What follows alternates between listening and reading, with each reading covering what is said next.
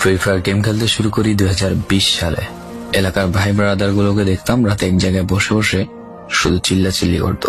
একদিক দিয়ে ভালো লাগতো, অন্যদিক দিয়ে মনে হতো এরা এমন চিল্লাচিল্লি কেন করে, চারজন করে। তারপর তাদের কথা মতো তাদের মতোই শুরু করি ফ্রি ফায়ার গেম। প্রথম দিন গেম খেলে রাত জেগেছি 11টা, যেটা ছিল রাত জেগার প্রথম কারণ এবং প্রথম ভালোবাসা। এলাকার বন্ধুরা মিলে রাত হলেই আড্ডার আসর দিয়ে বসতাম আর শুরু করতাম গেম খেলা।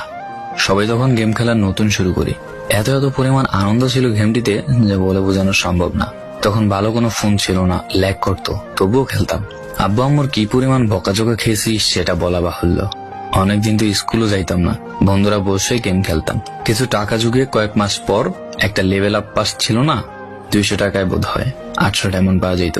তো সেখান থেকে 800 ডায়মন্ড থেকে একটা অলক ক্যারেক্টার নিই। আর সেই অলক ক্যারেক্টার ছিল তখনকার সময়ের সবচেয়ে দামি ক্যারেক্টার।